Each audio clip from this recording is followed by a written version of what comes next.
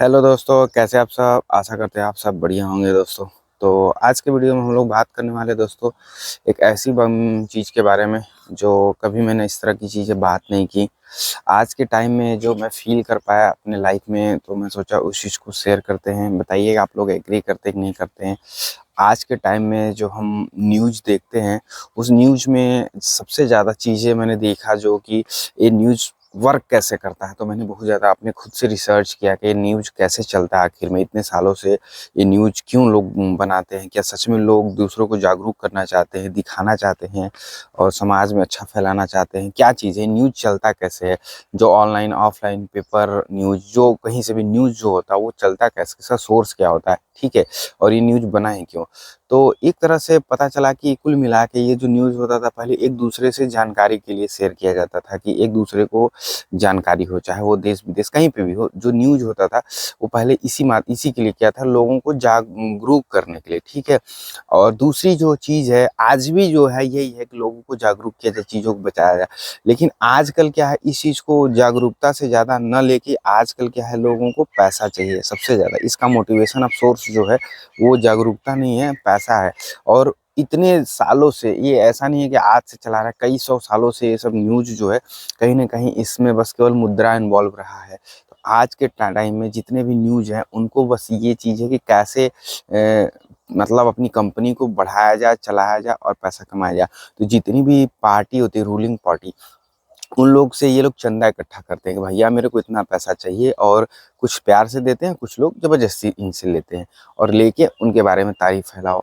आज के टाइम में पूरे इंडिया में जब मैं सोचा कि मैं भी न्यूज़ ऐसे ऑफ़लाइन, ऑनलाइन जो भी है फ्यूचर में खोलूँगा, तो मैं थोड़ा रिसर्च किया भाई कि करना है तो साल भर में इस चीज़ पे रिसर्च किया, नोट बनाया बहुत सारा चीज़ों का और देखा कि कैसे वर्क करता है। चाहे टीवी में एड्स आते हैं, प्लस ये कैसे आते हैं, जो पॉलिटिशियन होते हैं वो कैसे करते हैं, चीज़ों को जा के पता कर के। तो इन सब चीज़ों से पता चला कि आप देखो कहीं भी यूट्यूब पे भी मैंने देखा, जब यूट्यूब पे आप वीडियो कोई ऐसे नॉर्मल वीडियो डालते हो तो व्यूज़ नहीं जाते हैं, और व्यू नहीं गए तो आपकी जो देखने की व्यूअरशिप है कम है, तो आपको स्पॉन्सर कम मिलेगा और आपको पैसे कम मिलेंगे। तो आजकल क्या है कि ऐसा ताम-झाम करके वीडियो बनाओ जिससे ज़्यादा व्यू आए, ज़्यादा लोग चैनल पे देखें, ज़्यादा आपका चैनल का नाम हो। तो जो होते हैं ना, सबके दिमाग में बैठाने के लिए लोग इस तरह के चैनल्स पे वीडियोज़ बनाते हैं। और आज के टाइम में किसी को फ़र्क नहीं पड़ा है कि देश कहाँ जा रहा है, लोग कहाँ जा रहा है। पहले भी आप देखोगे अंग्रेज़ों के साथ बहुत सारे लोग क्या करते थे, साथ में रहते थे उनके, और वो अपना पैसा कमाते थे, खाते थे, पीते थे, ऐश करते थे। उनको अंग्रेज़ भी प्रताड़ित नहीं करते थे क्योंकि चापलूस थे और वो बच जाते थे। न्यूज़ में भी सेम चीज़ ऐसे चापलूसी बहुत ज़्यादा चलता है। 95% लोग चापलूस हैं इंडिया में। इसीलिए भी कोई भी न्यूज़ किसी भी दोनों पार्टी को नहीं करता। और एक चीज़ मैंने और देखा, जो इधर 5 सालों में जब मैं ये सब चीज़ें करना चाहता था, देखा कि अगर आप कभी भी किसी भी चैनल के बारे में या चैनल से रिलेटेड या कोई भी पॉलिटिशियन के बारे में आप बोलते हो, तो आजकल आपको खुद दबा देते हैं किसी भी तरह से। और नहीं तो आजकल इतने सारे गुंडे हो गए हैं लाइफ में, और हमारा कॉन्स्टिट्यूशन, हमारा कानून बिल्कुल बिल्कुल कह सकते हैं बहुत ख़राब है, अच्छा नहीं मानता मैं तो कभी भी। तो इन इन लोगों के वजह से सबको पता है कि ये तो हमारे पास पैसा है, हमारे पास दबदबा है और हमारे पास वकील हैं, क्योंकि देखो पैसे से आप अच्छे-अच्छे वकील रख सकते हो, तो उन लोग के पास है। पुलिस से भी इन लोगों का परिचय रहता है। ऑलरेडी ये लोग बड़े-बड़े धुरंधर होते हैं, तो इनको कोई कुछ कर नहीं पाता, इनको पता होता है कि हमारा कोई कुछ कर नहीं सकता। इसीलिए क्या करते हैं सर, ये लोग लोगों को दबाते हैं और इनके खिलाफ कोई कुछ बोल नहीं रहा। आज आप खुद देखोगे कि न्यूज़ में 2-4% ही लोग ऐसे हैं जो न्यूज़ सही से दिखा पाते हैं, मतलब सही से न्यूज़ तक नहीं दिखा पाते हैं। और हमारे इंडिया में डेमोक्रेसी में बोला जाता है कि ये एक पिलर है, लेकिन ये सब चीज़ें वही है, एक दिखावा रह गया है, कहीं पे भी कुछ नहीं है। इंडिया में सबसे ज़्यादा मैंने एक चीज़ देखा है, जब हमारे घर पे हमारे मम्मी-पापा लोग ये सब पॉलिटिक्स वाला थोड़ा प्रधानी वाला चीज़ें लड़ते थे, तो उसी टाइम से थोड़ा-सा हम कह सकते हैं कि इस चीज़ की ज़्यादा चर्चा हमारे घर पे होती रहती थी। तो मैंने एक चीज़ इन लोगों का नोटिस किया कि ये लोग हिंदू और मुसलमान सिर्फ़ इसलिए यहाँ पे इंडिया में इतना दिन एग्ज़िस्ट कर पाए क्योंकि इन लोगों को वोट चाहिए। वोट के लिए जितने भी पॉलिटिशियन होते हैं, हिंदू-मुसलमान करते हैं। जो हिंदू जैसे जनसंख्या में ज़्यादा है, तो हिंदू वाले अपना हिंदू-हिंदू करने लगते हैं, जय श्री राम करने लगते हैं और बोलते हैं सनातन, ये वो चीज़ें जो आए दिन हमको इधर देखने को मिलता है हर जगह।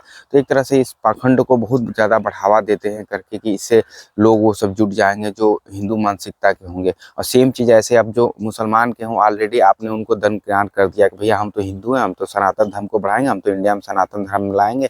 तो आप सोच के देखो बाकी धर्मों का क्या, आप तो ऑलरेडी छोड़ दिए। तो आपको पता है कि मेरा हिंदू धर्म से काम चल जाएगा, तो अपना वो चला रहे हैं। तो बचते मुसलमान वाले। अब मुसलमान वालों का क्या है, उन लोगों का अपना खुद भाई, जब जाहिर सी बात उनको अलग कर देगा तो उनकी माइंड सेट तो अलग रहेगी, तो वो लोग अपने माइंड सेट तो कुछ हिंदू हो गए, कुछ मुसलमान। अब देखो, अब दो भाई हो गए, एक का सोच हिंदू जैसा हो गया, अब वो अपने सनातन धर्म को बढ़ाएगा, दूसरा वो अपने अल्लाह का जो भी दिया हुआ चीज है अब उसको बढ़ाएगा, तो दो पार्टी हो गई।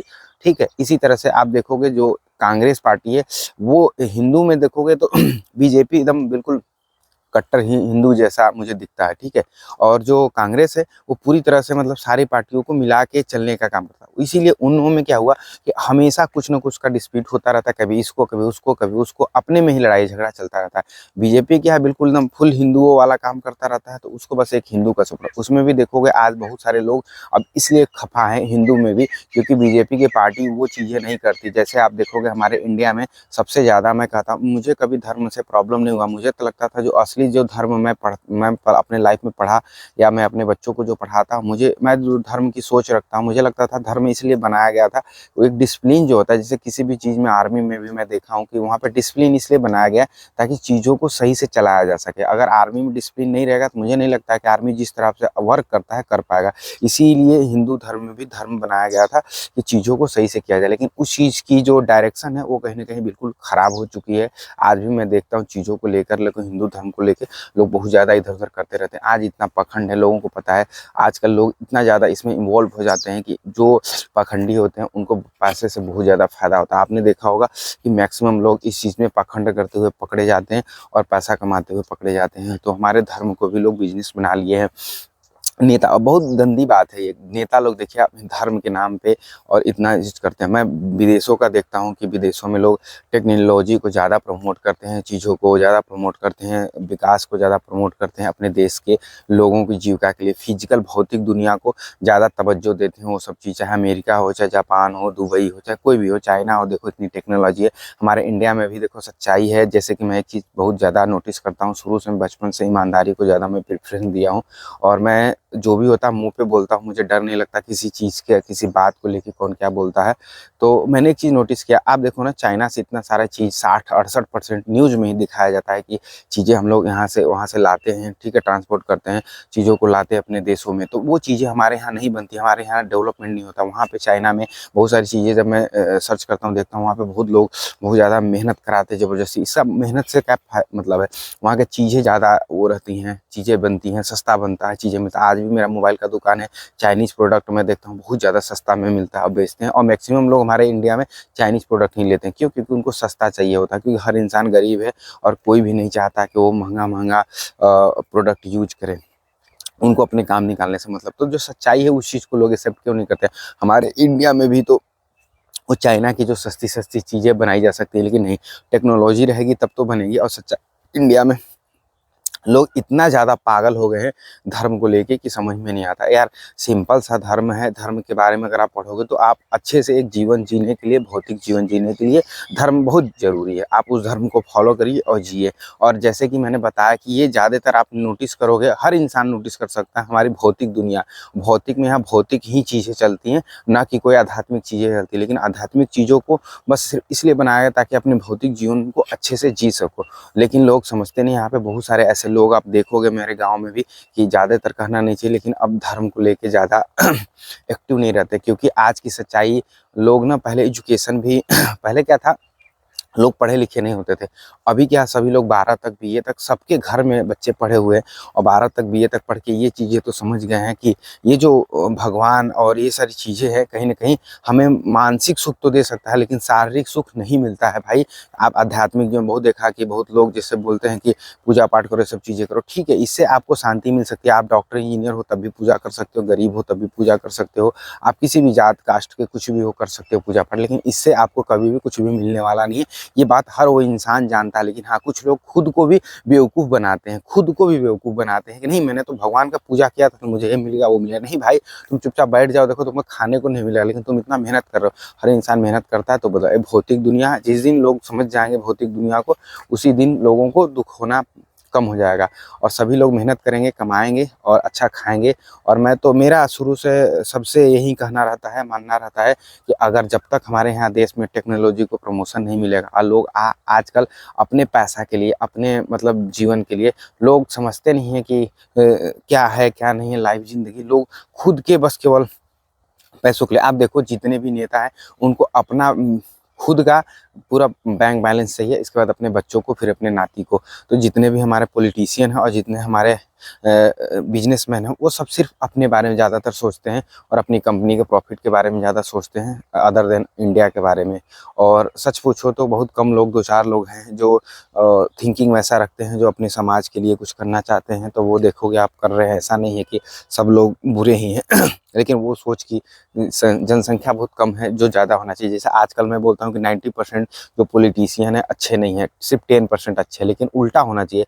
90% ऑफ पॉलिटिशियन अगर अच्छे रहते 10%, तो हमारा देश जो है इस तरह से हाथों में नहीं जाता। और सबसे बड़ा यहाँ पे ना मूर्खता लोगों में है। लोगों को लगता है ना कि जैसे कि अगर कोई डॉक्टर बन गया है तो उसके पास ज़्यादा रिस्पेक्ट और पैसा और उसकी ज़्यादा वैल्यू होनी चाहिए। नहीं, क्यों? अगर एक किसान है तो वो उसके पास दिमाग नहीं है, क्या उसकी वैल्यू नहीं है? हो सकता है उसको इंटरेस्ट ना हो ऐसे डॉक्टर बनने में। और सबसे बड़ी चीज़ है, अगर हर इंसान आप देखो ना, अगर डॉक्टर बन जाए, हर इंसान किसान बन जाए, हर इंसान चपरासी, पॉसिबल नहीं है। हर समय हर लोगों की ज़रूरतें और इन्वायरमेंट अलग अलग है। जैसे हमारे पापा का यहाँ पे देख सकते हैं, यहाँ पे इतना सारा खेत है। ऐसे गाँव में भी लोगों को खेत है। यहाँ गाँव में जितने सारे लोग हैं सबके पास खेत है और सब इसी खेती में मेहनत करते हैं और खाते कमाते हैं। और उनका एक खुद का एक जॉब है, बिजनेस है, जो भी कह सकते हैं, खुद कर रहे हैं। उनको सरकारी नौकरी की ज़रूरत नहीं है। यहाँ से बहुत सारी ऐसी चीज़ें, जैसे खाद हो गया, बीज हो गया और ये जो पानी हो गया, इससे भी हमारे देश में विकास हो रहा है। क्योंकि देखो, जो मैं पढ़ा पाता हूँ, पढ़ पाता हूँ, दोनों चीज़ है, तो मैं यही देखता हूँ कि क्या एक किसान टैक्स नहीं देता है? किस तरह का टैक्स नहीं भरता है किसान? हर तरह का, चाहे बीज लाता है तब टैक्स देता है,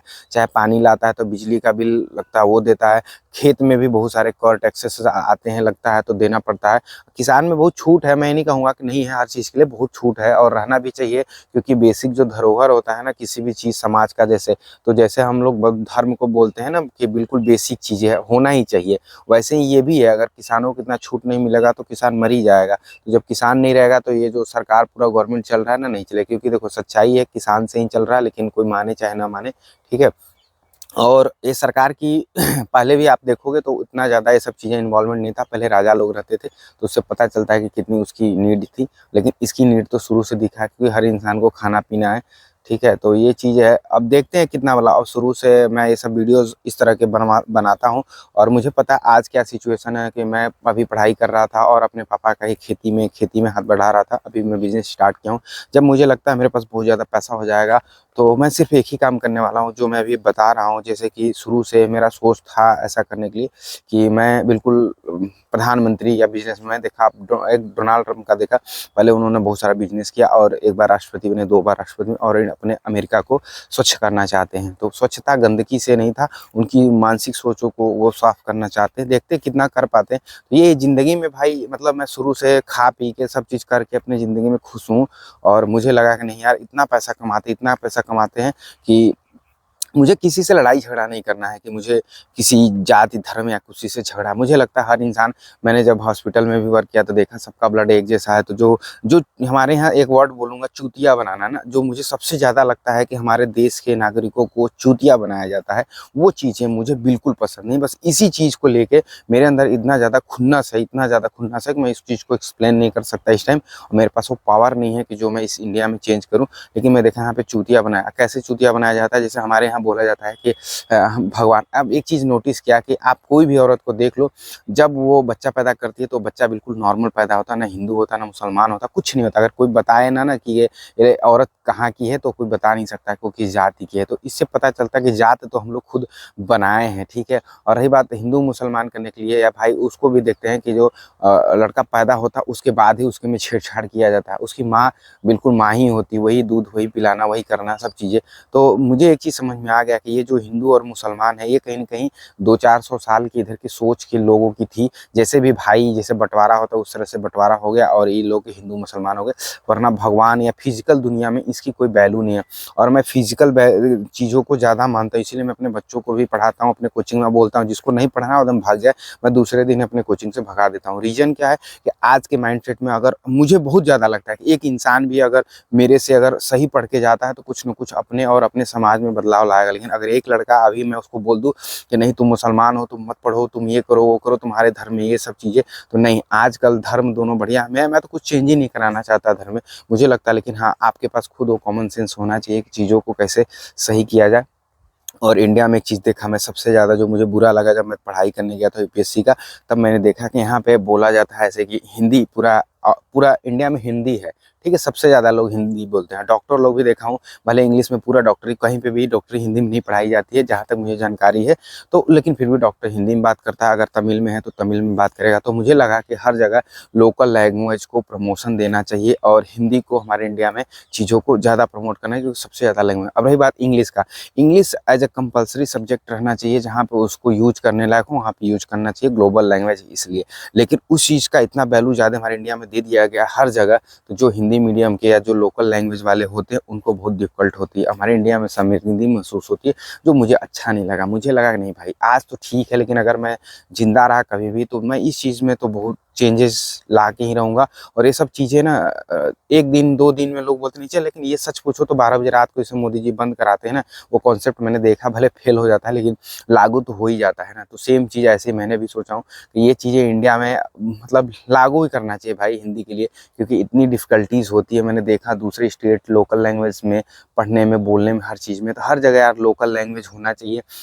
या तो इतना ही इंग्लिश अगर अच्छा चीज़ है तो ठीक है, हिंदी को मार दो भाई, सब हटा दो ना, क्योंकि क्या फ़ायदा। हम लोग हिंदी मीडियम पढ़ के और यूपीएससी के बच्चों से क्रैक करते हैं, वहाँ जाते हैं लोगों का जो पैसे वाले हैं। आज भी मैंने देखा बाहर में कि जो लोग पैसे वाले हैं, जहाँ इंग्लिश मीडियम के पढ़े लड़के होते हैं, वो हमें भाव नहीं देते हैं। जो हमारी मतलब गर्ल्स होती हैं, कहना नहीं चाहिए, उनको ये होता है कि एक पढ़ा लिखा मतलब होना चाहिए, एटीट्यूड वाला होना चाहिए, मतलब बिल्कुल इंग्लिश में बोलने वाला। एक गाँव का बच्चा हो अगर पढ़ने में थोड़ा ठीक हो, तब भी उसको उतना वो वैल्यू नहीं दिया जाता है, या पैसा वाला। तो आजकल पैसा और प्लस जो इंग्लिश जानता, उस चीज़ को हमने देखा अपने पूरा नोएडा दिल्ली में उधर साइड में कि ये सब चीज़ों दिया जाता है। एक आध 2% एक आध 2 लोग के साथ रहता नहीं भाई, बिल्कुल एकदम कल्चर जैसा ही है। ज़्यादातर लड़कों के दिमाग में ही इंग्लिश मीडियम वालों के रहता है। कुछ लोग को छोड़ के बता रहा हूँ, मैक्सिमम लोगों को जो मैंने और मेरे दोस्तों ने जो भी थे सब लोग वहाँ फील करते थे, मानना भी था यही। और टीचर्स भी वहाँ के यही मानते हैं कि जो बच्चे होते हैं उनके में ग्रुप वाइज होते हैं कि पैसे वाले और जो इंग्लिश मीडियम से पढ़े होते हैं, जिनके पेरेंट्स अच्छे होते हैं, वो लोग ज़्यादा अपने में रहते हैं,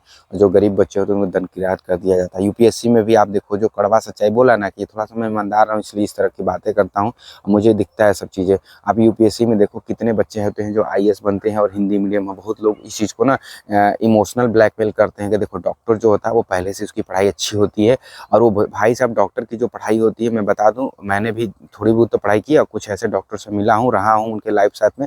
तो डॉक्टर हमेशा डॉक्टरी की पढ़ाई करता है, ठीक है, वो इंजीनियरिंग की पढ़ाई नहीं कर लेता है। कि इंजीनियर को ना बस सिर्फ इंजीनियरिंग के बारे में नॉलेज रहता है, उसको सीए के बारे में नॉलेज नहीं रहता। अगर ऐसा है कोई सच्चाई, ठीक है, तो ठीक है, हो सकता है मैं गलत हूँ, लेकिन सच बता रहा हूँ, जो इंसान जिस चीज़ की पढ़ाई करता है उसको उसी चीज़ की नॉलेज हो रहता है, सब चीज़ की नॉलेज नहीं रहता है। तो लोग ये सब बेवकूफ़ पता नहीं क्यों बनाते रहते हैं। रही बात इंग्लिश आने की, इंग्लिश उतना ही अच्छा सब्जेक्ट है जितना हिंदी एक सब्जेक्ट है, और इससे ज़्यादा कुछ नहीं है। और रही बात बोलने की, तो लैंग्वेज जो है सिर्फ हिंदी, इंग्लिश, मराठी, गुजराती, तमिल नहीं है। अगर आपको जानकारी हो तो हमारे इंडिया में कितनी सारी लैंग्वेज, हमारे 22 तो शेड्यूल में दिया गया था, 8वें शेड्यूल में कि 22 है लैंग्वेज, तो 22 प्रकार की लैंग्वेज है। इसका मतलब है सब के सब लैंग्वेज की अपनी अपनी कोई वैल्यू है। तो फिर क्यों ज़्यादा इतना वैल्यू दिया जाता है हिंदी और इंग्लिश को, कि नहीं आपको हिंदी ही बोलना, नहीं क्यों आपको इंग्लिश ही बोलना, भाई क्यों बोलना है? इसका मतलब इस दोनों का ज़्यादा वैल्यू दिया जा रहा है नहीं, क्योंकि सब जब लैंग्वेज है तो इन्हीं दोनों को क्यों दिया जा रहा है? जैसे आप देखोगे इंडिया में जो सच कड़वा में देखा है यहाँ पे एक चीज़ है ना, इसीलिए मैं सोचता हूँ कि लोगों की मानसिकता ऐसे है। क्यों भाई, विराट और धोनी ही बस केवल क्रिकेटर थे, वही अच्छा खेलते थे, बाकी सब क्या थे? ठीक है, मतलब फर्स्ट रैंक लाया तो ठीक है, समझ में आया, लेकिन सेकंड रैंक की कोई वैल्यू हमारे यहाँ नहीं दी जाती है। अगर आप एडवर्टाइजमेंट भी करने जाते हो तो विराट धोनी को 1 करोड़ मिलेगा तो 50 लाख पे बाकी क्रिकेटरों को रख लिया जाता है। तो ये है वैल्यू कि आप जब से ज़्यादा फेमस नहीं रहोगे, आप जब तक नंबर 1 नहीं रहोगे, आपके बाद उसकी वैल्यू तुरंत घट जाती है, और इतना घट जाती है कि फिर सोच के दिखता है कि यार ऐसे कैसे हो सकता है हमारे यहाँ। मतलब इक्वालिटी यहाँ पे बहुत ज़्यादा कम देखने को मिलती है हमारे इंडिया में। तो यही सब चीज़ों को लेके था कि मुझे किसी से फाइट नहीं करना, किसी से लड़ाई झगड़ा नहीं करना, किसी पर्सन से जाके भिड़ जाए। बस मतलब ये चीज़ था कि थोड़ा सा हमारे इंडिया में इस चीज़ों को चेंज किया जाए। और ये जो परसेंटेज 5% है, जैसे अगर हमारे यहाँ देखा यूपीएससी में बच्चे 5% ही हिंदी मीडियम के सेलेक्ट होते हैं और बाकी बच्चे 95। और यहाँ पे जो बुढ़े खूसट होते हैं हमारे इंडिया में सबसे ज़्यादा देखा कि चाहे वो जज का अपॉइंटिंग हो, चाहे कोई भी अधिकारी बनते हो, कुछ भी बनते हो, देखा मैं यहाँ पे कि हमारे यहाँ 18 साल से लेकर और 35 साल के बीच के बच्चों को उतना वैल्यू नहीं दी जाती है, 35 के बाद दी जाती है। मतलब एक प्रधानमंत्री क्यों नहीं 35 साल का प्रधानमंत्री बनेगा, क्यों जाके 72-75 साल का बनेगा। बहुत लोग बोलते एक्सपीरियंस नहीं है, वो नहीं। तो भाई साहब मेरे को एक चीज़ बताओ, फिर ये इतना आईएएस और इतना बड़े बड़े अधिकारी जो होते हैं, जो उनके पीछे अपॉइंटमेंट किए गए रहते हैं, कि आपको क्या लगता है कि सच में मोदी जी 72 साल के हैं तो वो अपने एक्सपीरियंस से ये सब चीज़ें करते नहीं? वो पॉलिटिशियन जो होते हैं ना, वो अपना पॉलिटिक्स में भले एजुकेशन मायने रखता होगा, उनका एक्सपीरियंस मायने रखता होगा, लेकिन देश को चलाने के लिए मुझे लगता है वो काफ़ी है। 35 साल 40 साल का उम्र जो दराज आदमी है, वो काफ़ी है देश को चलाने के लिए। और उसके आगे पीछे बहुत सारे ऐसे अधिकारी होते हैं जो हमारे सिस्टम बनाया गया है कि उसके तहत उस चीज़ों को समझे। लेकिन नहीं, हमारे यहाँ ना इमोशनल ब्लैकमेल और बेवकूफ़ बनाया जाता है शुरू से हमारे स्कूलों में, कोचिंगों में।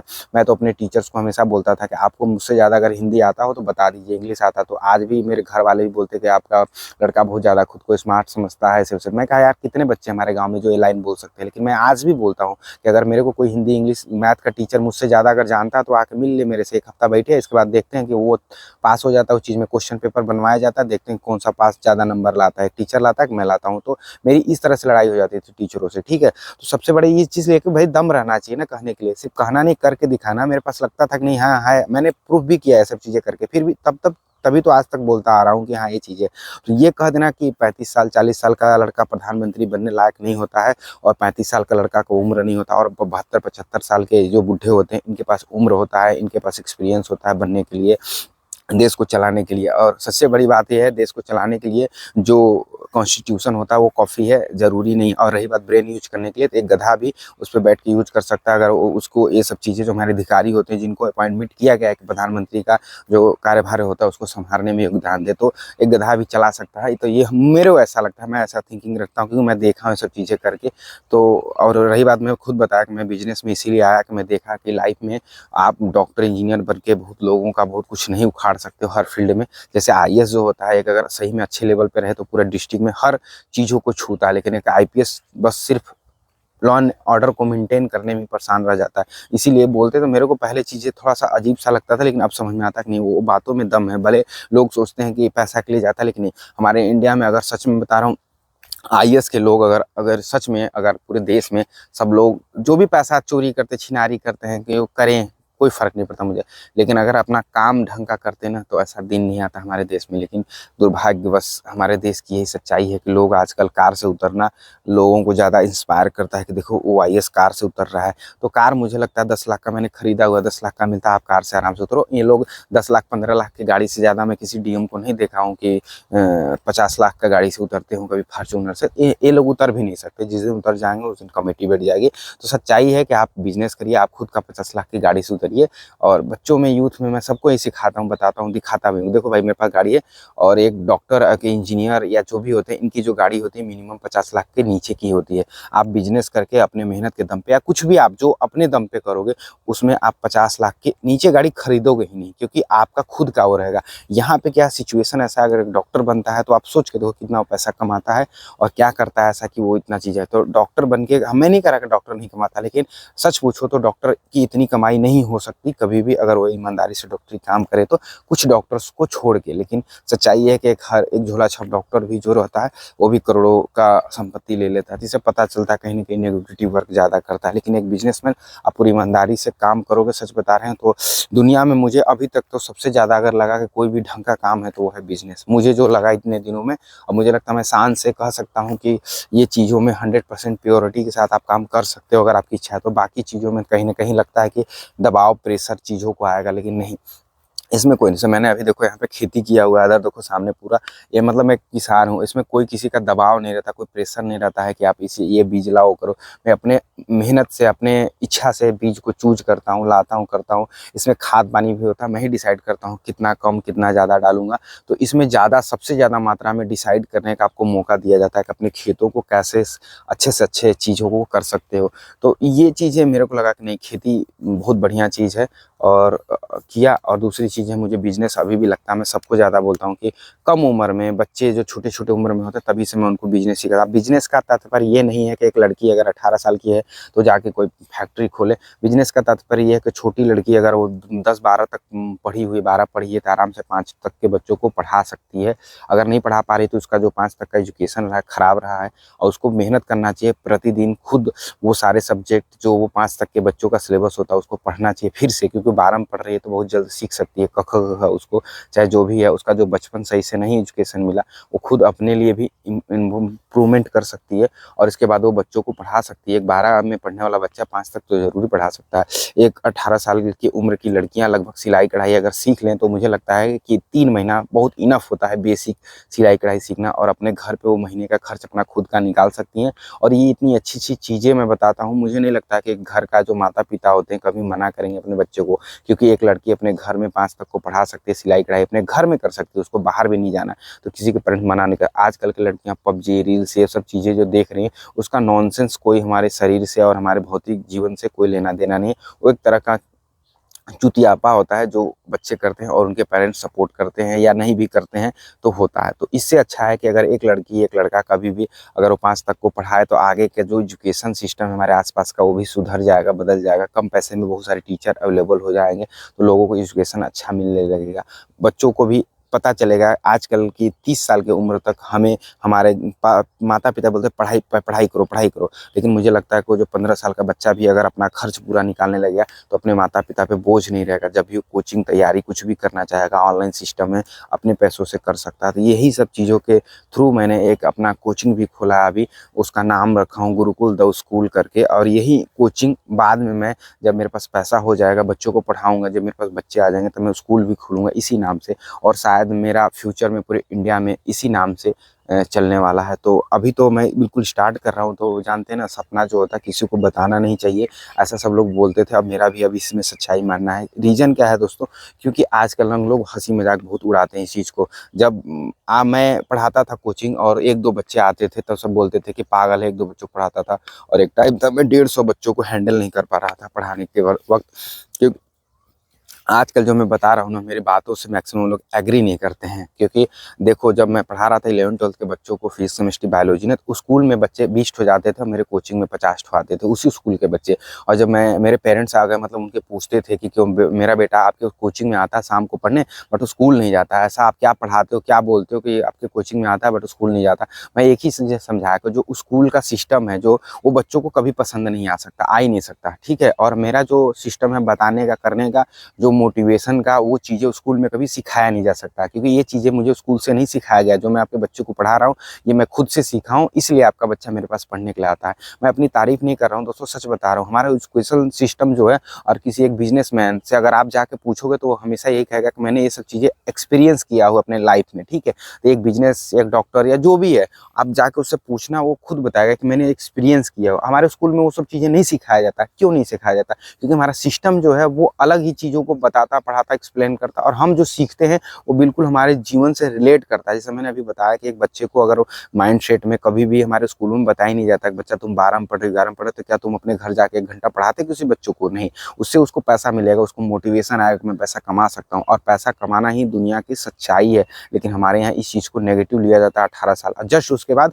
19 साल में अपने बच्चे को गाली देने लगाया जाता है कि तुम अभी 19 साल के हो गए, घोड़े जैसे हो गए, काम नहीं कर रहे हो। और ऐसी सेम चीज़ होता है जब जॉब नहीं मिलता, तब पेरेंट्स भी बच्चों को बहुत ज़्यादा कुरेदते हैं। लड़कियों के साथ भी ऐसे होता है, जब उनके अंदर मोटिवेशन लेवल, सेल्फ स्टीम जो होता है हमारे इंडिया में सबसे ज़्यादा कम मैंने बच्चों के अंदर देखा। बच्ची हँसती रहती हैं, बोल नहीं पाती हैं ढंग का, कॉन्फिडेंस लेवल बिल्कुल ज़ीरो होता है। बहुत लोग बोलते हैं कि इंग्लिश बोलना, अरे ज़रूरी नहीं, हमारे यहाँ मैं तो वैल्यू ही नहीं देता इंग्लिश को, मुझे नहीं आती है, मुझे सीखना, मेरे को लाइफ में ऐसा कुछ भी नहीं करना जिससे इंग्लिश हो। बच्चों के अंदर देखा हिंदी जो लैंग्वेज उनका लोकल लैंग्वेज जो हम अभी बोल रहे हैं, वो लैंग्वेज में भी बच्चे बात नहीं कर पाते हैं, हँसने लगते हैं, उनको शर्म आती है। शर्म किस बात की शर्म है? मैं यही सोचता हूँ। तो पता चलता है कि शर्म में भी कुछ नहीं है, बस वो लोग कभी ये सब चीज़ें सोचे ही नहीं, उनके दिमाग में कभी इस तरह से भरा नहीं गया। वो 18 साल का हो गया, आज तक बताया ही नहीं गया कि 18 साल बाद तुम्हारी शादी होने वाली है। जब बोलो तो उन्हें हंसी आने लगती है। शादी के बाद कैसी लाइफ होती है उन्हें कभी बताया ही नहीं, कभी फील ही नहीं कराया गया। तो वो बच्चा शादी के जस्ट बाद जाएगा तो फिर वही नेगेटिविटी में फंसता चला जाता है। उसको जो डायरेक्शन मिलता है वो उसी साइड में जाना है, उसका डिसाइड नहीं रहता है कि लाइफ में क्या करना है।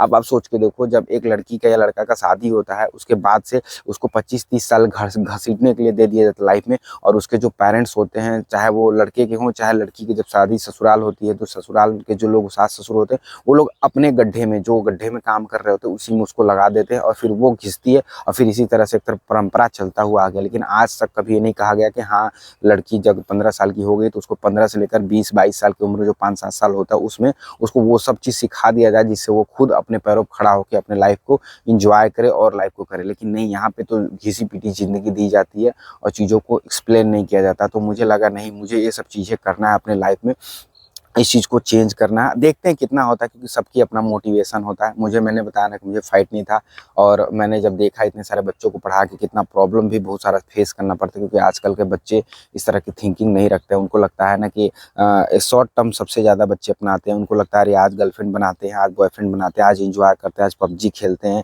उनका माइंड सेट नहीं करता। जब वहीं उम्र दराज हो जाते हैं, उनके पेरेंट्स आते तो बोलते बेटा सर सही बोल रहे हैं, हम लोग देखो उस टाइम तुम्हारे उम्र में ये किया वो किया, आज देखो हम लेबर वाला काम करते हैं, आज ये करते वो करते हैं, आज पैसा नहीं, आज तुमको पढ़ाने के लिए मैंने कर्ज मांगा। फिर भी बच्चों को नहीं, उस समय तो रोने लगेंगे, लेकिन कुछ देर बाद फिर वही करते हैं, बोलते पापा मन नहीं लगता पढ़ने में, या मन नहीं लगता काम करने में, सर बोले थे तो 2-4 दिन किए बच्चे ये। तो आजकल क्या है ना, हमारे अंदर सबसे ना मन वाला बात नहीं, सेल्फ स्टीम कम है। अगर एक बंदा अगर सेल्फेड बिल्कुल हो, एकदम बिल्कुल कॉन्फिडेंस उसके अंदर हो, बॉडी के अंदर कॉन्फिडेंस हो कि नहीं मुझे सच में कुछ करना है लाइफ में, जुनून जो होता है वो चीज़ें ना हमारे यहाँ नहीं है।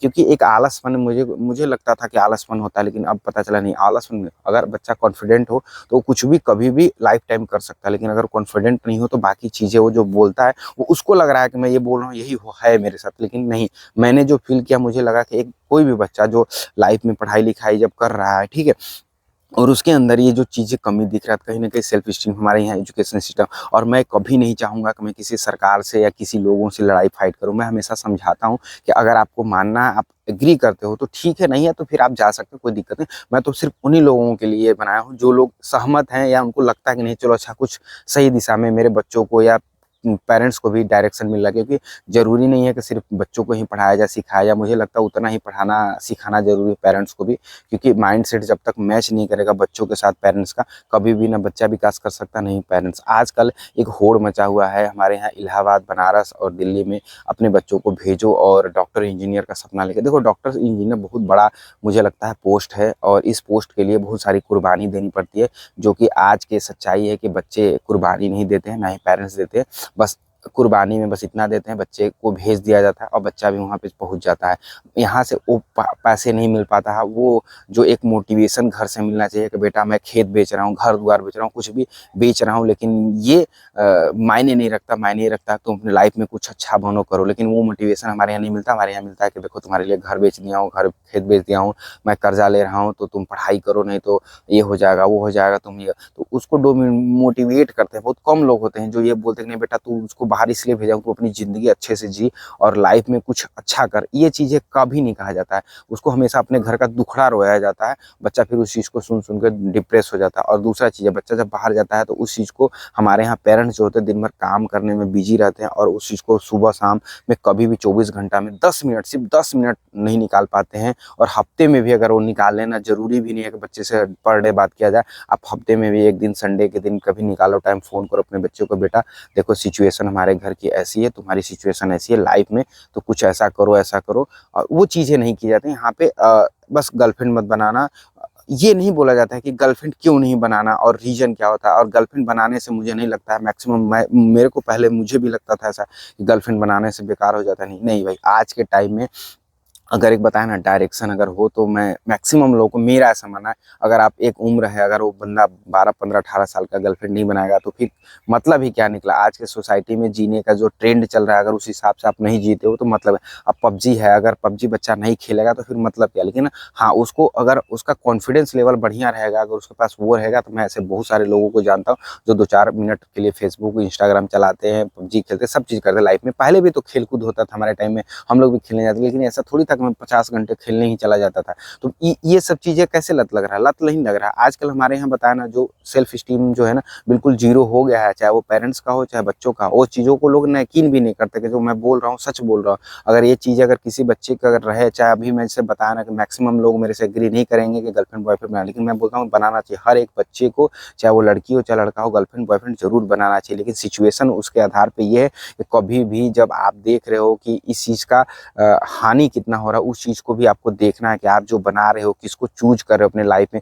क्योंकि जैसे हम हस्बैंड वाइफ के लिए, मैं देखा मेरी मम्मी लोग, आज भी देखो मैं गाँव में रहता हूँ, ये लोग जाती हैं तो एक लड़की को चूज करने के लिए 10 लड़कियों को रिजेक्ट करती है मेरी मम्मी लोग। नहीं, मुझे ऐसी बहू नहीं चाहिए, मुझे ऐसी बहू नहीं चाहिए। तो जब आप भी अपनी गर्लफ्रेंड बना रहे हो, अपना बॉयफ्रेंड बना रहे हो, तो 10 लड़कों को चूज करो कि उस 10 लड़कों में से 20 लड़कों में से कौन सा बना। फिर भी देखो हमारे मम्मी पापा इतने हमारे लिए लड़कियां अच्छा ढूंढते हैं, फिर भी कुछ न कुछ कमियां निकलता है। उसके बाद क्या होता है, जब हम जिसको चूज कर दिया, हमारी मम्मी पापा चूज करते आ रहे हैं इतने दिनों से, फिर हमारी शादी होती तो क्या हमारे लाइफ के बीच में सब अच्छा हो जाता है? हम उस लड़की को देखते जाते हैं के बाद भी बहुत सारी कमियां होती है उस लड़की में, हमारे लिए और मेरे लिए उस लड़की को कमी रहता है कि नहीं, मुझे जो पति मिला वो बेकार है, ठीक है, और मुझे भी लगता है मेरी वाइफ ऐसी बेकार है। तो क्या होता है, दोनों लोग साथ में मिलके जो इसका सोल्यूशन होता है उसको निकालते हैं और इसी तरह जीवन को जीते हैं। तो जो लोग ये बेवकूफ़ बनाते हैं कि अगर गर्लफ्रेंड बनाओगे बॉयफ्रेंड बनाओगे तो फ्रिज में काट दिए जाओगे, ऐसे वैसे जाति का पात, आजकल बहुत हर इंसान ह्यूमन होता है, उसके ब्रेन पे निर्भर करता है कि वो फ्रिज में काट के रखेगा या फ्रिज में से केक निकाल के अपनी वाइफ को या अपनी गर्लफ्रेंड को खिलाएगा। तो ये मानसिकता हिंदू मुसलमान भी बहुत लोग बोलते हैं कि ऐसा मुसलमान करता, मैं इस चीज़ से एग्री नहीं करता।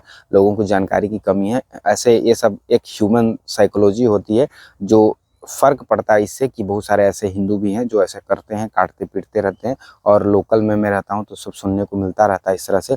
आजकल की आग जलाना कोई ऐसा नहीं है कि हिंदू में केवल होता है, वो मुसलमान के घरों में भी गैस सिलेंडर होता है, वो लोग भी जलाते हैं अपने बहुओं को।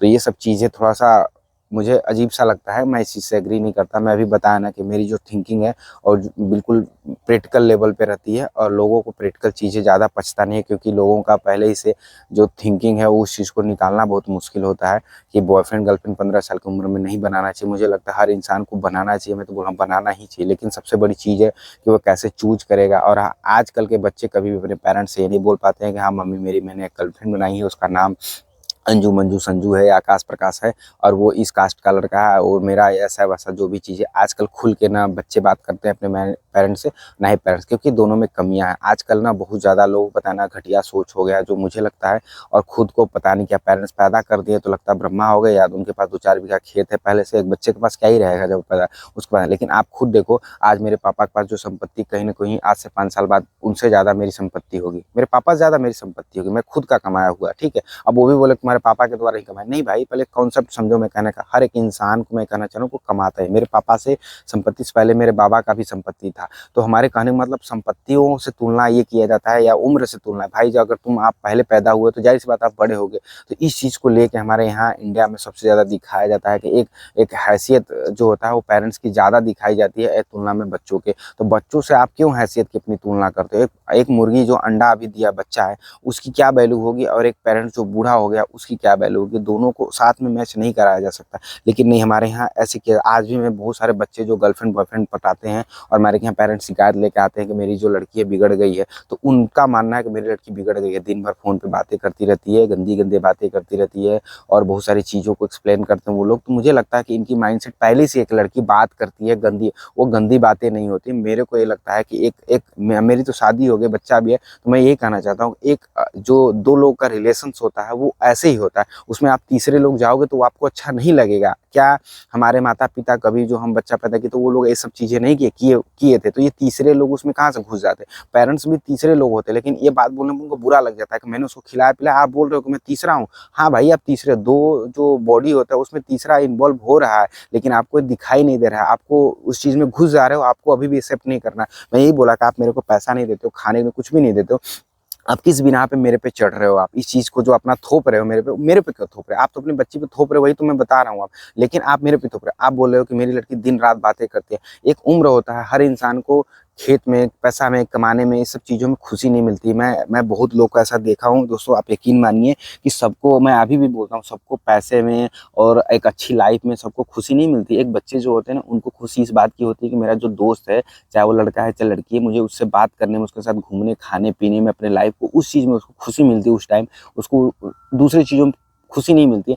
आप उस चीज़ पे क्यों थोप रहे हो? और रही बात है, हर इंसान, अगर आप चाहते हो कि डॉक्टर बन जाए, आप बच्चे को पढ़ा रहे हो, आप अपना क्यों थोप रहे हो? आपको डॉक्टर इंजीनियर होना चाहिए था, आपको इतना स्टेबलिस्ट होना चाहिए था कि मेरा लड़का थोड़ा बहुत कम नौकरी करेगा, थोड़ा कम कमाएगा तभी हो जाएगा। लेकिन आपने अपने टाइम में कुछ नहीं किया, ठीक है, आपने टाइम में कुछ नहीं किया, ये कह के कि मेरे पिताजी मुझे कुछ नहीं दिए, और आप उस चीज़ को अपने बच्चे पर थोड़ा, हमारे इंडिया में सबसे ज़्यादा यही देखना, मैक्सिमम जो बच्चों पे थोपा जाता है, उनके पेरेंट्स खुद कुछ नहीं किए होते अपने लाइफ में, और इसके बाद उस चीज़ को अपने बच्चों पे थोपा जाता है। मैं भी आज, मेरे को भी ऐसे ही बोला जाता है, तुम भी देखना अपने बच्चे को, लेकिन मैं सच बता रहा हूँ, इस चीज़ को लोग यकीन नहीं कर रहे। मेरे को बहुत कुछ कहा गया मेरे बचपन से लेकर आज तक, बट मैंने वो नहीं किया, मैंने साबित करके देखा, लेकिन फिर भी अभी भी थोपा जा रहा है।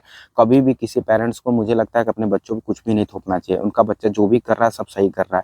आज के टाइम में हमारे यहाँ सबसे चीज़ एक दायरा बांध दिया गया कि ये चीज़ है, जैसे कि एक लड़की बात कर रही है तो गंदी बातें कर रही है, और रही बात ये चीज़ है, लाइफ में शादी के बाद वही गंदी बातें अपने पति से वो करती हैं, और बच्चा पर करती हैं, हर चीज़ होता है। वो ऑलरेडी उस जो बॉयफ्रेंड, वो उसका पति ही होता है उस टाइम के लिए, लेकिन बस सबसे बड़ी ये सामाजिक रूप से वो सिंदूर नहीं पहने तो उसके नाम का, जिससे वो नहीं लगता। आज के टाइम में इतना सारा चीज़ें जो गंदगी फैल रही है ना, कहीं न कहीं इसलिए आजकल पेरेंट्स में देखा, मैक्सिमम लोग मेरे गाँव में दहेज लेते हैं, मैक्सिमम लोग दहेज लेते हैं। इतने अच्छे हमारे, अगर इंडिया के पेरेंट्स अच्छे होते हैं ना, तो मेरे गाँव में, क्या मैं 4 गाँव की बात करूँ, 10 गाँव की बात करूँ, हर गाँव में 90% लोग दहेज लेते हैं। माता पिता ही दहेज लेते हैं, बच्चे कभी दहेज नहीं लेते हैं, ठीक है। मतलब 10% मान लिया कि बच्चा बोलता होगा कि नहीं मम्मी, मेरे को तो जिस लड़की से आप शादी लगा उससे 4 लाख 10 लाख दहेज लेना, सोना लेना, 1 लाख रुपए का गाड़ी लेना, ऐसा बहुत रेयर होगा बच्चे बोलते हैं, मैक्सिमम पेरेंट्स। तो सच्चाई ये है कि आजकल के पेरेंट्स ही अच्छे नहीं हैं, और थोपा जाता है बच्चों पे कि बच्चे अच्छे नहीं हैं। बच्चे तो अपनी लाइफ जीना चाहते हैं, खुशी से बस एंजॉय करना चाहते हैं, उनको इतना ज़्यादा पैसों से लगाव प्रेम नहीं होता, उनको तो बस चाहिए होता है पैसा, लेकिन पैसों से इतना नहीं होता। तो चीज़ों को समझना पेरेंट्स को चाहिए, ना कि बच्चों को। और मैं इस चीज़ को हमेशा से शुरू से बोला, बहुत सारे बच्चे हमसे इस चीज़ से खुश रहते थे कि आप सर सही कह रहे हो, लेकिन आज हमारे घर में मेरे मामा का लड़का है मोनू, वो लड़कियों से बातें करता है और उसकी मम्मी को पसंद है। उसकी मम्मी क्या चाहती हैं कि मेरा बेटा पढ़ाई लिखाई नहीं किया, वो नहीं पढ़ा, पहले बोलते हैं कि मम्मी मेरे को पढ़ाई में इंटरेस्ट नहीं है, मैं अपने लाइफ में कुछ और करूँगा।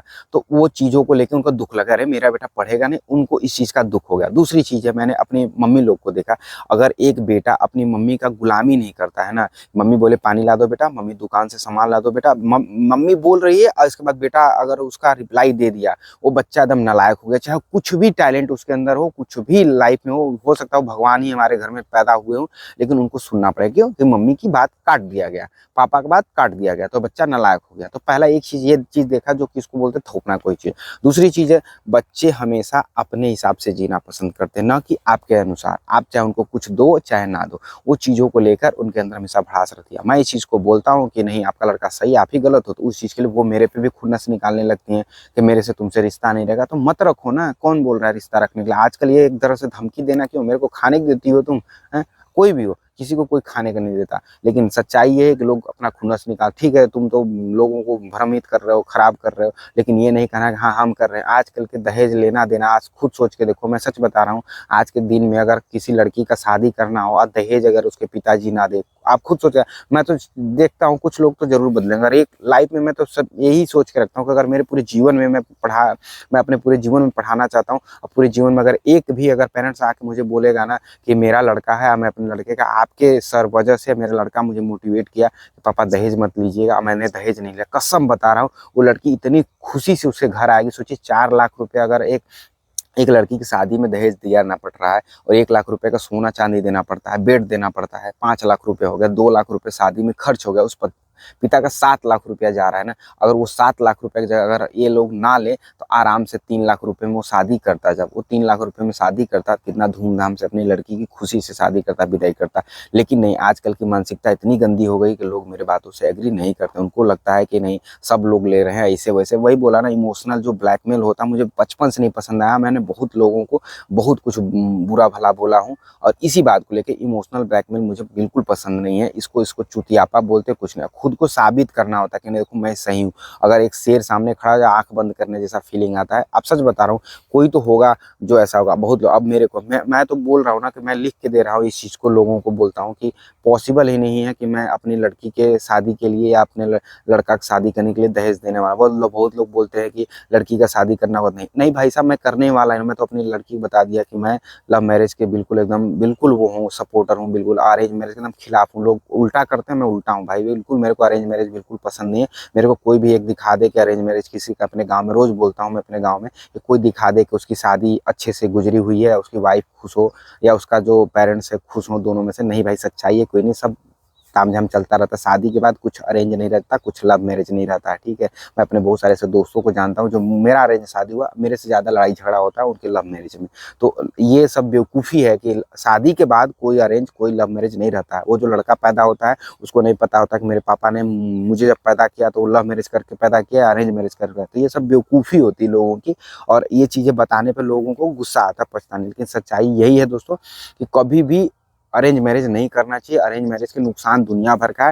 मेरे कुछ रही बात फायदा, लोग बोलते हैं लव मैरिज का मतलब ये नहीं होता कि आपने घर के परमिशन के, देखो वो तो ये तो जबरदस्ती शादी उसको बोलना चाहिए, उसको लव मैरिज नहीं बोलना चाहिए, उसको जबरदस्ती की शादी बोलना चाहिए कि लड़का लड़की जबरदस्ती शादी कर लिया। मैं तो उसको बोलता लव मैरिज का मतलब ये हो गया आप किसी लड़के को जानते हो और अपने घर वालों से आप जबरदस्ती करके अपने घर से शादी कराओ, अपने घर वालों को मनाओ और जबरी मनवाओ, मारपीट के मनाओ। हम तो एकदम इतना भरोसा रखते हैं कि अपने पेरेंट्स को भी मारना चाहिए। मेरे को लगता है मार के या जबरदस्ती शादी करो। तुम्हारी ये जो घटिया सोच इतना दिन कब तक थोपते रहोगे इस बात को लेकर, तुम मुझे पैदा किए हो, तुम मुझे कमा के खिला रहे हो, चीज़ों को बहुत ज़्यादा यहाँ पे बोलेंगे। लेकिन मेरे को लगता है जब एक पिता मार सकता है अपने बेटे को, तो अपना बेटा क्यों नहीं अपने पेरेंट्स को मार सकता। इस बात को लेकर क्यों लोगों को समाज में थोपा जाता है। आज के टाइम में मैं देखा हूँ 1 रुपया कोई भी समाज किसी को नहीं देता। गाली के सिवा आज तक मेरे को मेरा समाज मुझे कभी कुछ नहीं दिया, ना मेरे माता पिता को, मेरे दादाजी को कभी नहीं मिला। आज भी मैं देखता हूँ ये लोग गाली ही देते, बुराई करते। तो ऐसे समाज के लिए मैं क्यों अपने बच्चे को, अपने वाइफ की लाइफ खराब करूँ। मैं तो मेरी वाइफ जो बोलती है मैं वही करता हूँ, मेरी मम्मी जो बोलती है वही करता हूँ। मैं समाज का बिल्कुल नहीं सुनता, मैं समाज से हमेशा नफरत करता हूँ। मैं सबको एक्सप्लेन करता हूँ, हमेशा बोलता रहता हूँ कि आई हेट समाज,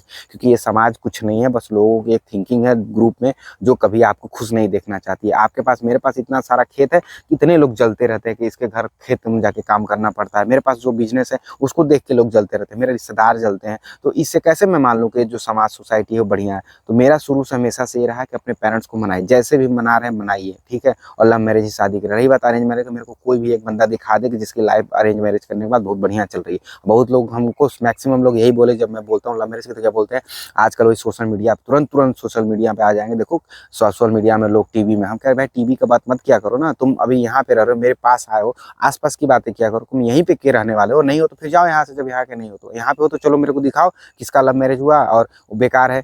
तो ये सच्चाई ये है कि जब 2 लोग आपस में रहेंगे, चाहे वो लव मैरिज हो चाहे अरेंज मैरिज हो, लड़ाई झगड़े चीज़ों को लेके होगा ही होगा। लव मैरिज और अरेंज मैरिज करने से ये नहीं साबित हो जाता है कि नहीं, हाँ लव मैरिज में ये होता है कि आप एक चीज़ों को समझते हैं, सामने वाले से एक्सेप्ट करते हो कि हाँ मैं इसके साथ जीवन भर रह सकता हूँ। लेकिन जो अरेंज मैरिज होता है वो तो ज़बरदस्ती हमारे ऊपर थोप दिया जाता है कि बेटा ये चीज़ें अब तुम्हारा इससे शादी होगा, इसके साथ रहना। उसकी क्या आजकल सिचुएशन ये है कि हर एक लड़की लड़का दूसरे से बातचीत करता रहता है, उसको पहले से वो प्यार मोहब्बत हर चीज़ मिला रहता है। जब बताओ एक उससे उसको ऑलरेडी चीज़ें मिला हुआ है लाइफ में, वो चीज़ें मिला हुआ है, तो वो कैसे आप सोच सकते हो उसको कि वो अपने लाइफ में चीज़ों को आपके हिसाब से चलाएगा या चलेगा। मैंने ऐसे बहुत शादियाँ देख रहा हूँ टूट रहा है, जो शादी से पहले लड़का लड़की पहले से बात करते, बाद में पता चला फिर लड़ाई झगड़ा हो रहा है, बहुत चीज़ें बहुत धीरे-धीरे चल रहा है, बहुत लोगों का बहुत कुछ।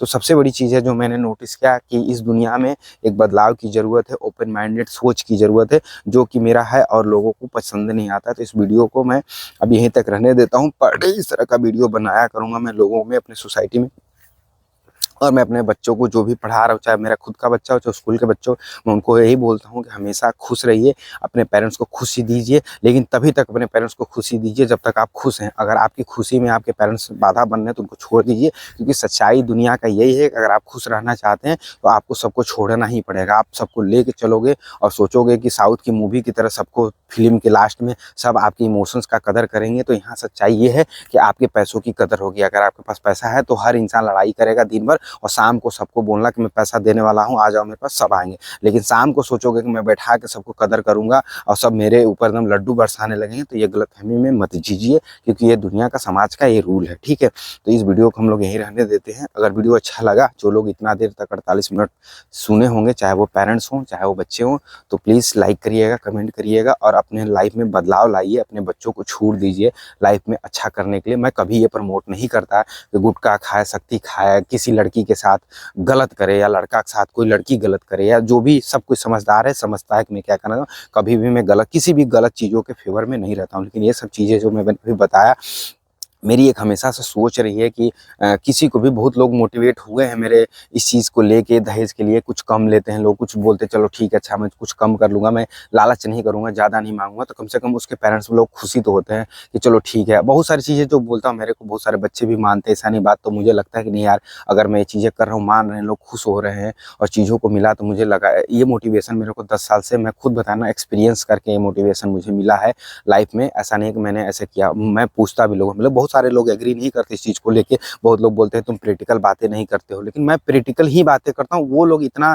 गंदी सोच में घिर चुके हैं ना कि उन लोगों को पछता नहीं है कैसा नहीं। घर में एक चीज़ और देखा, लोगों को बोलने में जो बताया ना, बच्चों के अंदर भी कॉन्फिडेंस नहीं होता, वैसे पेरेंट्स को। एक बच्चा अपने मम्मी पापा जाके इतना भी नहीं बोल पाता है कि मम्मी दहेज पूरी तरह से मत लो, ठीक है तुम्हें लेना है तो 1-2 लाख ले लो, मेरे खर्च में करने लिए जो भी, कम से कम कुछ तो कह सकते हो उनको कि हाँ हम लोग को इतना ही चाहिए। अगर तुम्हारा ही लगता है कि 4 लाख लेना है तो तुम 2 ही लाख उनसे मांगो ना, फिर देखो शादी में कितना अच्छे से धूमधाम शादी करो, उनको भी लगेगा कि हाँ एक अच्छा परिवार में हमारी लड़की जा रही शादी करने। लेकिन नहीं, आजकल चीज़ों को थोपना, जो एक पेरेंट्स थोपने हैं, बच्चे भी होते हैं कि छोड़िए जाने दीजिए, अच्छा ही तो हो रहा है मिला, लेकिन वो नहीं सोचती है, बच्चे नहीं सोचते हैं कि जिस लड़की से मेरा शादी हो रहा है वो मेरा खुद का होने वाला है। मेरे मम्मी पापा अभी तुरंत मेरे से अलग हो जाएंगे, अगर 2 भाई में हैं तो हो सकता है कल को भैया में रहेंगे, अलग हो जाएंगे कोई भी चीज़, और मेरी वाइफ ही जो है, वो मेरे ससुर भी हैं जो मेरे लिए कुछ करेंगे, क्योंकि वो एक पराया आदमी अब आपके साथ जुड़ेगा और आपको देगा, आपसे लेगा नहीं आपको देगा। ये कॉन्सेप्ट हमारे यहाँ पे जितने भी दामाद होते हैं उनको नहीं बताया जाता है, और ये चीज़ें ही मैं लोगों को एक्सप्लेन करता रहता हूँ और एक्सपेक्ट करता हूँ अपने सोसाइटी से ऐसी चीज़ें मिले।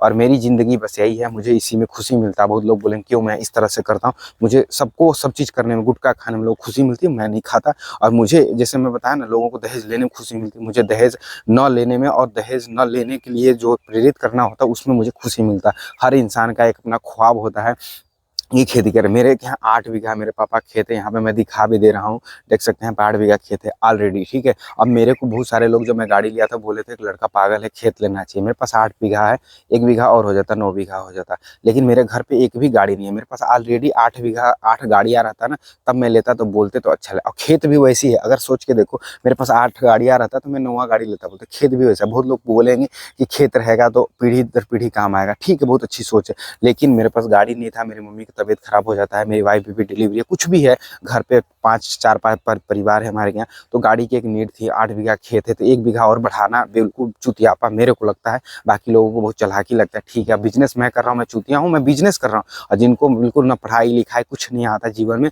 वो लोग मेरे को ज्ञान देने लगते। तो मैं एक चीज़ और भी लोगों को बोलता हूँ कि ज्ञान तभी दीजिए जब आपके पास सच में वो हो चीज़, और उस चीज़ के लिए सॉलिड आपके पास प्रूफ हो।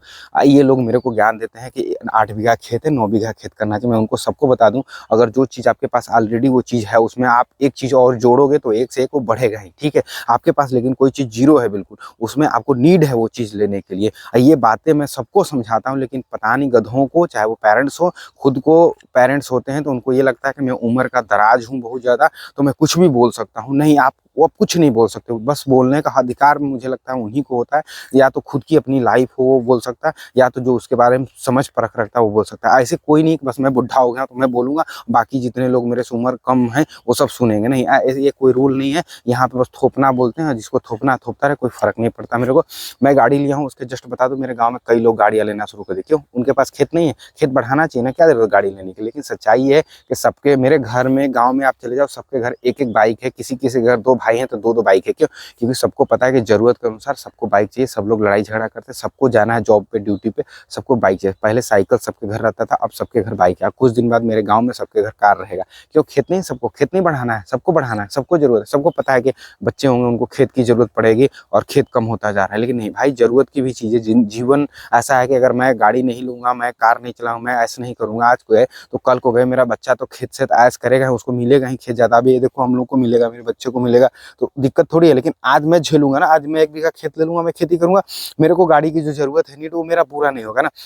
आज मेरी फैमिली दुर्गा जी देखना था तब भी गए, दिवाली, होली कहीं पे भी जाना हो रहा, जा रहा, बरसात है तब भी मम्मी लोग तबीयत खराब रहता जा सकती, मम्मी अब बाइक पे बैठ नहीं पाती सही से तो कार से बैठ के जाती। ये चीज़ें मुझे जो दर्द लगता है यार कि मेरे को इतना पढ़ाया लिखा है, आज मैं जो बोल पा रहा हूँ वो सब मेरी मम्मी का दिया। लोग भगवान के बारे में बोलते हैं, मैं लास्ट में भगवान के बारे में बोल दूँ, मुझे जो शुरू से मेरा झगड़ा हो जाता सबसे मेरी मम्मी से ही झगड़ा हो जाता। मुझे लगता है मेरे मम्मी पापा ही मेरे लिए भगवान, नहीं मैं तो भगवान एक्सेप्ट ही नहीं करता, वही हैं जो हैं, मैं भगवान भी उनको नहीं बोलता मेरे मम्मी पापा भगवान है, जो है वही है। मेरा जो अस्तित्व है ना मेरे माता पिता से ही है, और उनके जो अस्तित्व है मुझे लगता है मेरे दादाजी लोग से, ये कंटिन्यूअसली चलता हुआ आ रहा है। अगर कोई इसमें चुतियापा करता बोलता है तो मेरे को बिल्कुल पसंद नहीं आता, मैं सुनना तक पसंद नहीं करता।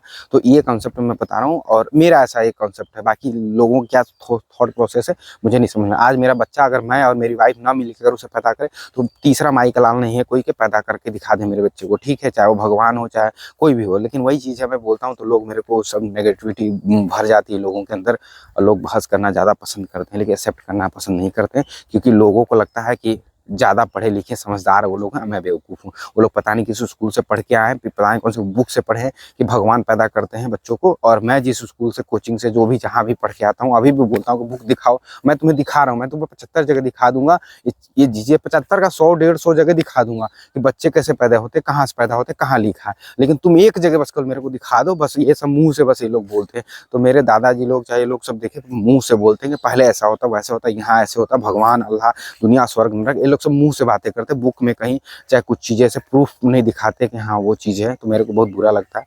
कोई नहीं, इस तरह के पागल वाल वीडियो बनाना शुरू कर दिया हूँ, बनाऊंगा।